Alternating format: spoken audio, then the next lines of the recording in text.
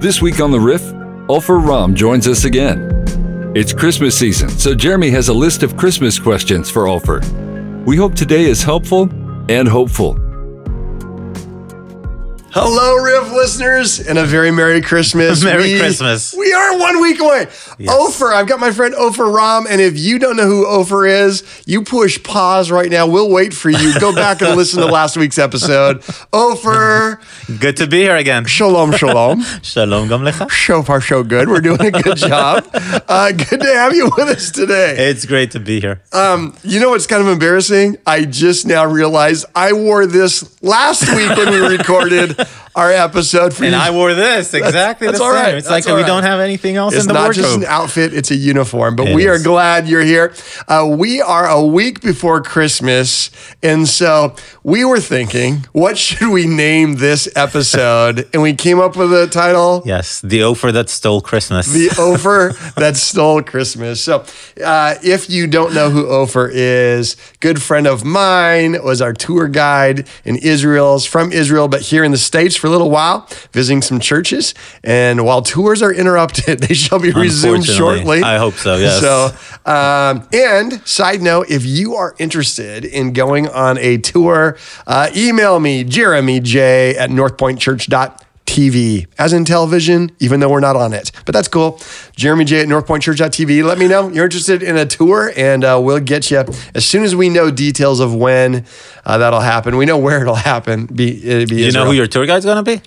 Absolutely. Okay. Yeah. Shani. Yes. That was great. But Opher is going to be our tour guide. So we've kept Opher busy here. We've had him at the Doubters Club. We've had a night here with North Pointers and our second podcast. So today, with Not to mention all the Chick-fil-A. All the Chick-fil-A. Yes. Chick-fil-A.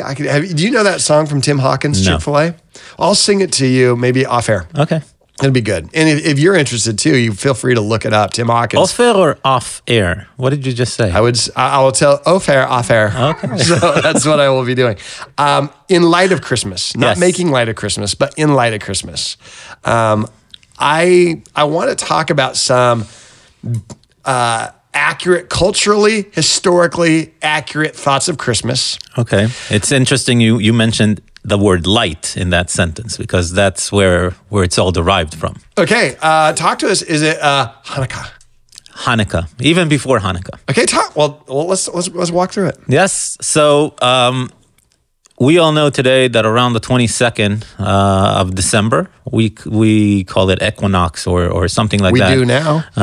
Well, basically, we know that this is the shortest day of the year. Yes, my wife dreads that day. Why? And because she loves light. And she And she always does says, dreads to her hair every time? well, matter of fact, honestly, I should know. I've not noticed, but this year, I'm going to go look as soon as I'm done. Okay.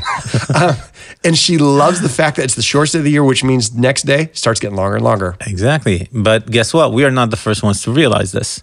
The ancient Egyptians already knew this almost 4,000 years ago. So them. And they knew it was around that time period. They knew for a fact that the 25th of that month, now they didn't call it December yet, but they knew that the 25th of that month is definitely a longer day.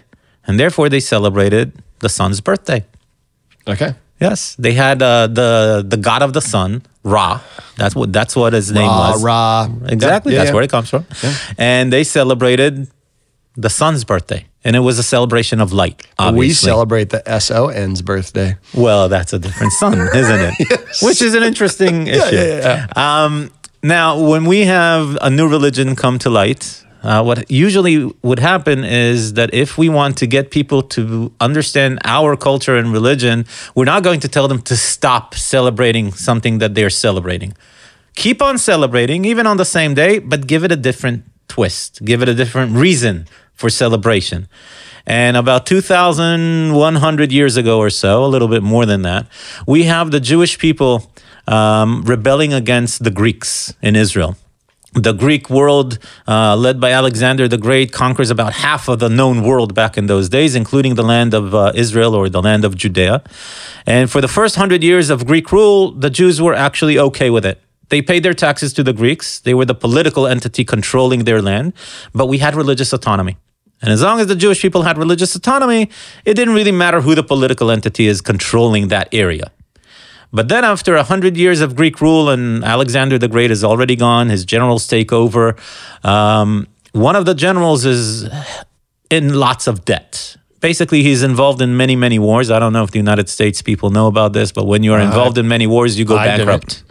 It costs money to wage war. Ouch. But 2,000 years ago, when you're the king or when you're the ruler, you don't go to a bank and loan money.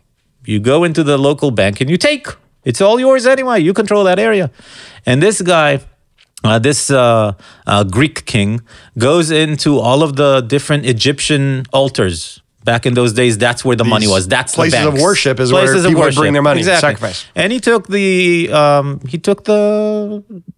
the gemstones, whatever was there to fund his wars. And since he controls the land of Israel, or Judea as it was known back in those days, he went into the Jewish temple as well.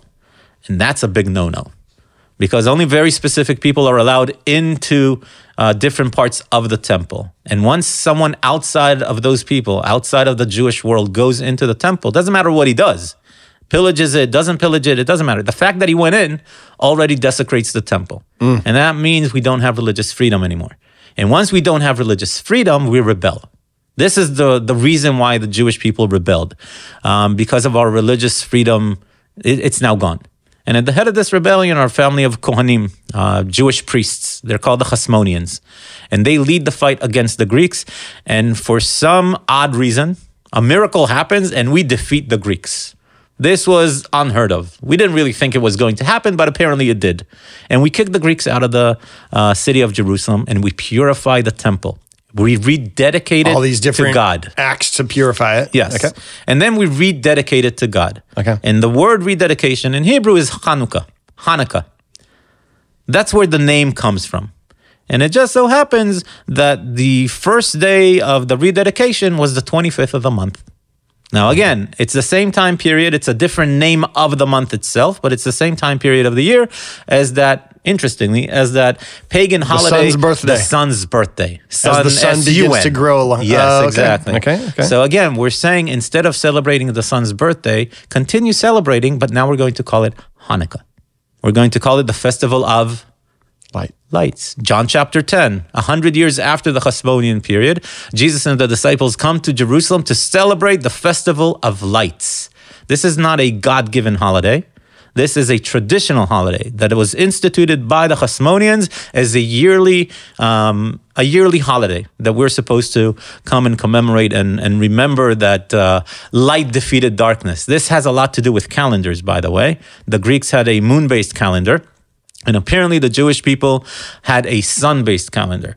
So when we defeat the Greeks, it's the sun calendar defeating the moon calendar. The sons of light defeat the sons of darkness, basically. Okay. So there's, of course, a lot of light. And during the 8 days that the celebration takes place, the Jewish people light candles. We have a special lamp that has 8. Nowadays, it has 9 candles.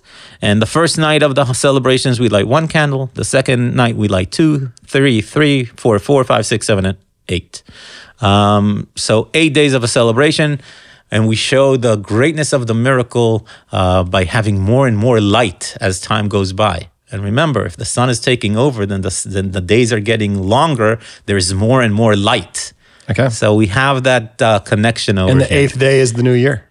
Well, this is what we get to now when we talk about Christianity, because now Christianity is going to come in, and they're going to see these Jewish people celebrating Hanukkah. They're going to see the pagans maybe still celebrating the sun's birthday, S-U-N, sun's birthday.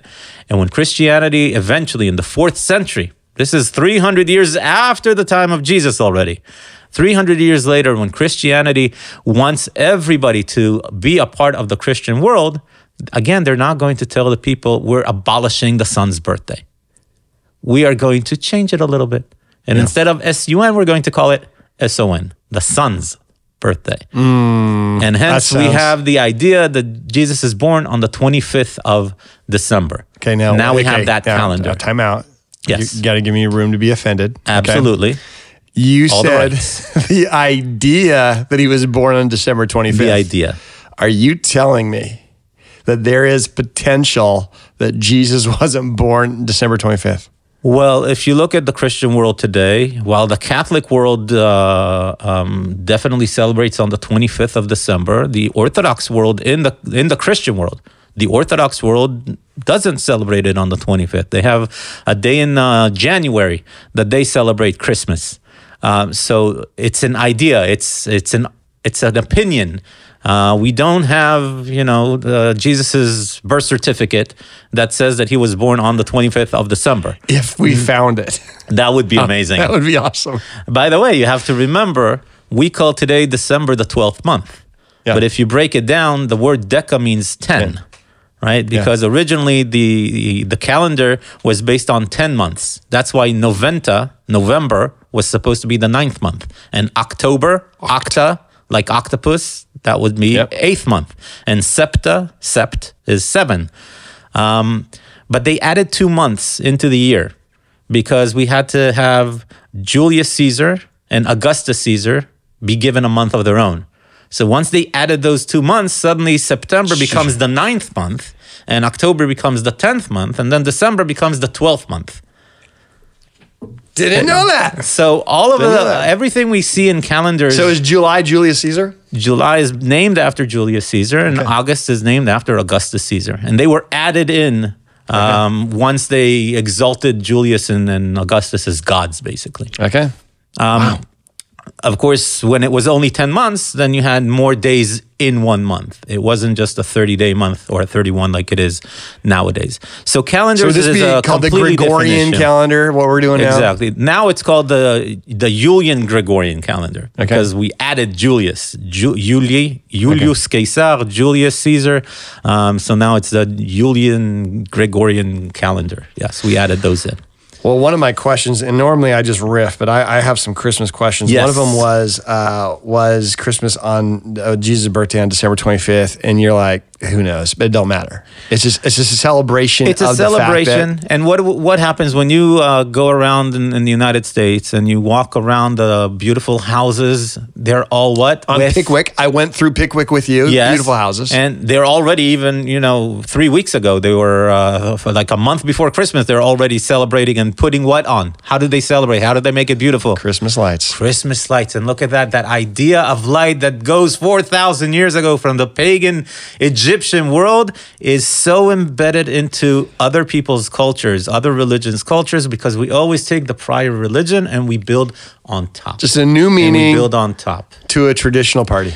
Yes. Okay, I got some other Christmas questions here. Yes. Joseph and Mary, were they engaged? What does that mean in the culture back then? Betrothed? What does that mean? Betrothed. What's our word? What does it mean back in the day? It basically means that they are in a position where they're living together. They have their own. Usually what would happen when somebody gets betrothed, the woman would come and live in her new husband's house.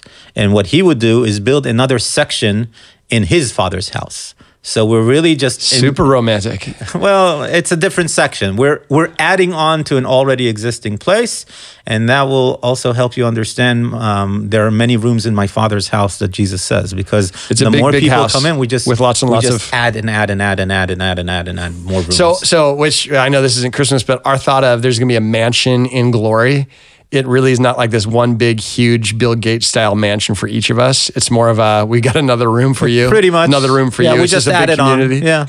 Yeah. We're just going to add it on. So Joseph and Mary, they're probably both, how old do you think? Would you guess the story?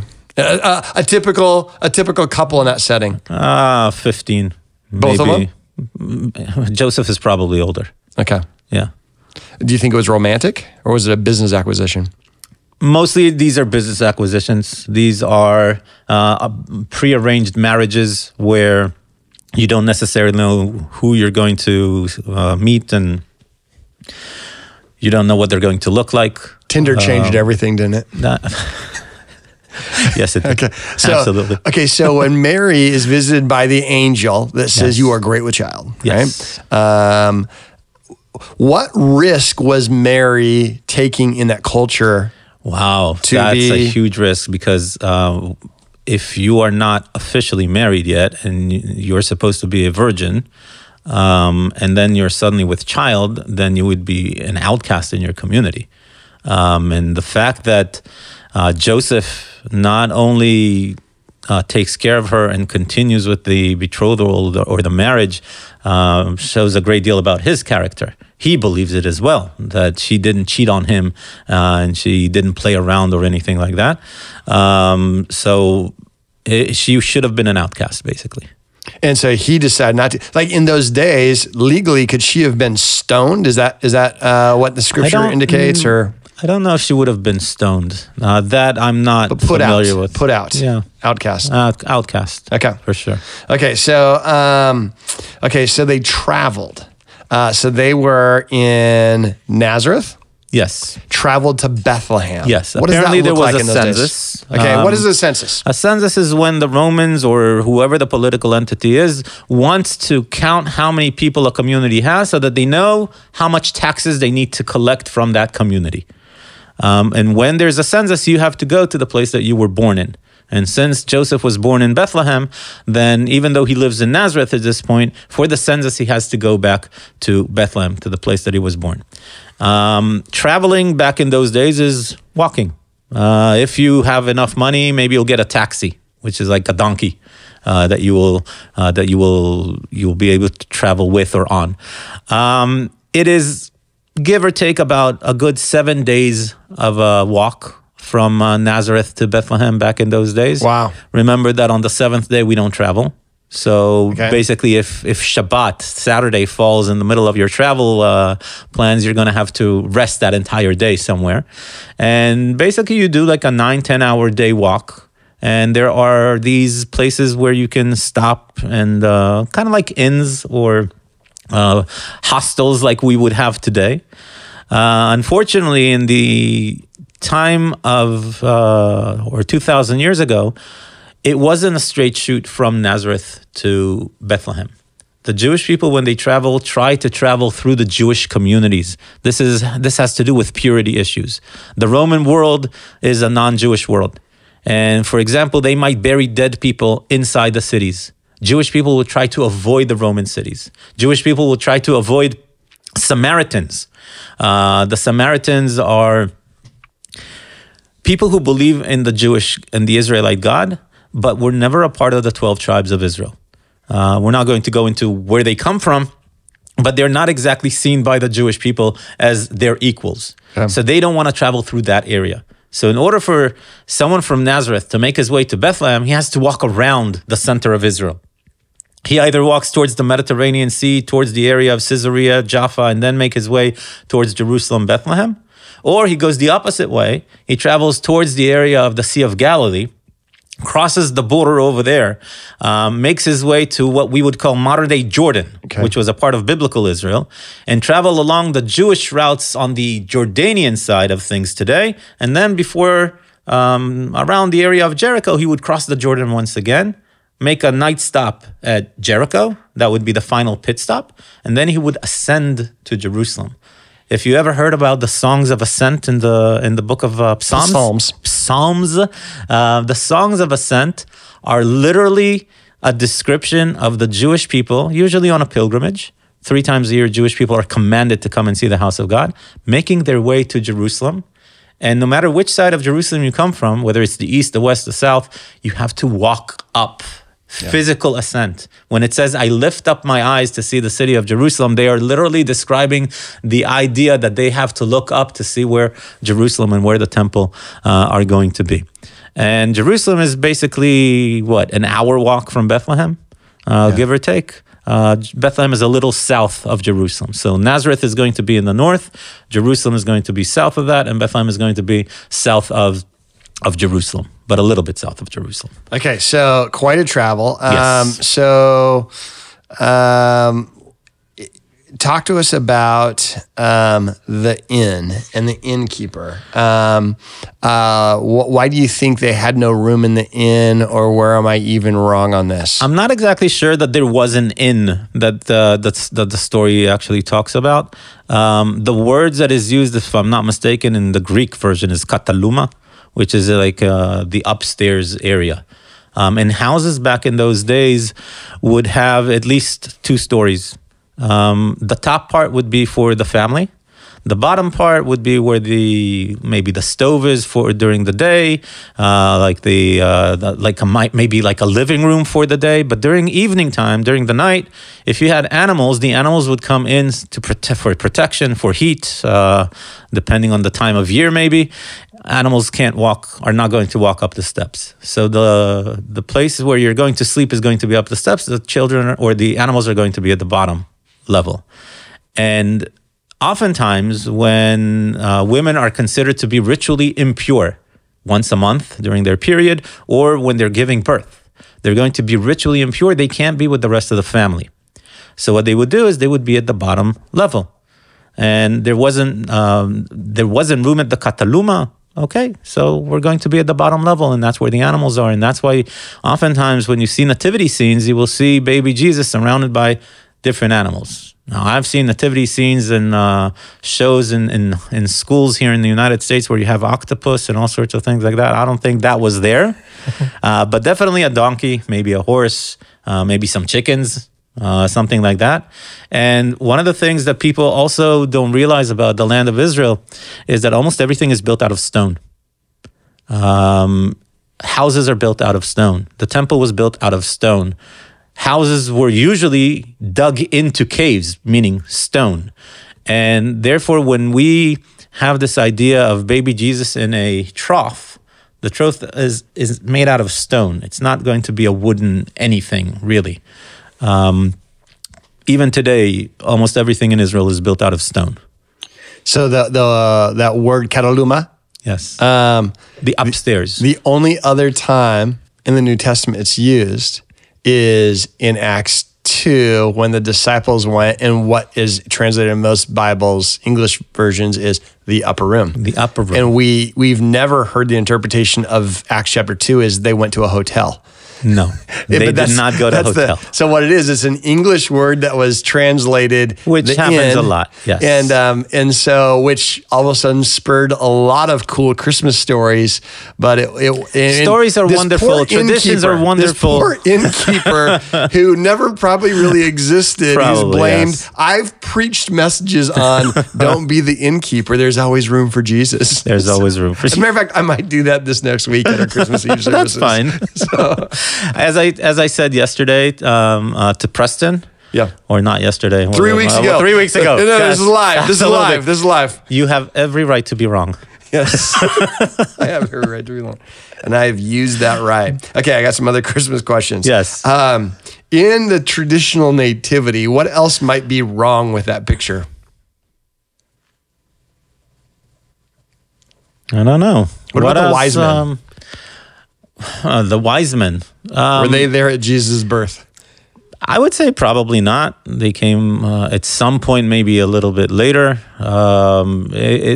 There's this whole thing about travel back in those days and from Persia and all these things. Who were the wise men, do you think?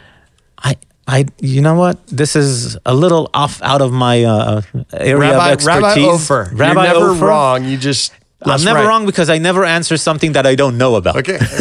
Let's start with that. So the wise man is a little bit off of my my usual talks. Okay. Yeah. Okay. So, but they come from the East. That's fair, right? That's I'm allowed 10% not to answer. Remember that. In tour guiding, you're allowed 10% not to answer. 100% you're allowed 10%. Exactly. Okay. So they come from the East, probably later. East, yes. How about this? Is we see that there's gifts, and I don't know if that's significant, but we see there's gold, frankincense, and myrrh. Do any of those objects have any type of meaning to them? Let's start with the fact that myrrh and frankincense are like modern day oil. It was the most expensive commodity there was. It was mined far away in what today is called the area of Yemen, and there was a very, very specific group of people of the desert. We call them Bedouins, that were able to navigate from modern-day Yemen to the area of Israel. They had the monopoly on the trade of the number one commodity in the ancient world. So having what did they use this oil for? It wasn't oil, it was incense. Incense, okay. Yes, it was a very specific smell. It was, well, you got to remember, people don't necessarily shower on a day-to-day basis back in those days. You go into a city like Jerusalem, which is one of the top 5 largest cities in the world at that time. You have hundreds of thousands of people, especially if we're talking about pilgrimage, when hundreds of thousands of Jewish people from all over the world are making their way. People stink. And when you're traveling around, you would put a little incense maybe under your nose so that you don't smell the stench in the air. Incense was used to hide the smell of sacrifices. We are told that one of the Caesars, I can't remember if it was Adrian or somebody else, bought an entire year's supply of myrrh and frankincense so that when he burns the body of his wife, there won't be any stench from the fire, from the barbecue, basically. Wow. So he had an incredible supply of myrrh and frankincense being burnt constantly to overpower the smell of the burnt body. So myrrh and frankincense being present there at the time when Jesus is buried, it means that somebody wanted to show how much they appreciate this birth. Because it's not a normal gift. And gold, of course, has always been a very important commodity and always expensive. So it shows that this is a special gift. Well, because you have been our guest, I want to give you a special gift. Yes. And I had to choose gifts. of those. So I'm going to give you some incense. I was going to go with gold, but incense we go. So Chris, what does Christmas look like for you? We'll wrap up here in a moment, but what does it look like for you, your family? Well, we celebrate Hanukkah. So it's not necessarily on the same time. The Jewish calendar and the Christmas calendar and the Christian calendar don't necessarily align.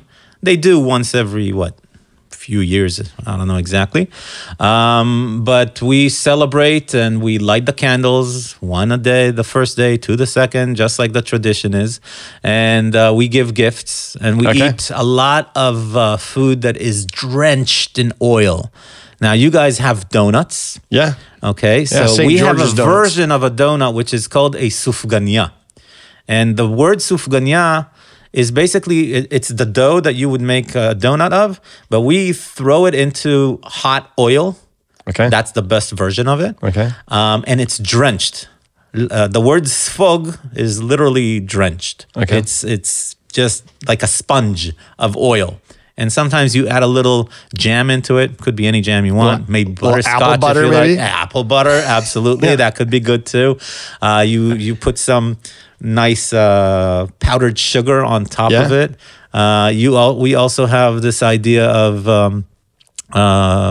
with the potatoes, kind of like hash browns, but even more with a lot more oil into it. Okay. And the reason is because there's a tradition that when they celebrated Hanukkah, the Hasmoneans, and they came into the temple after they purified it, there's a special 7 candlelight golden lamp inside the temple that has to have very special, very purified oil in order to light it up.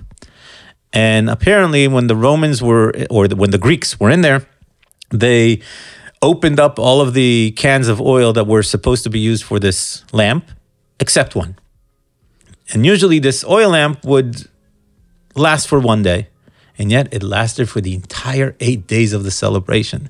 So the fact that there was the oil can there, a tradition is now that you have to eat very fatty, very greasy, very oily types of food during Hanukkah.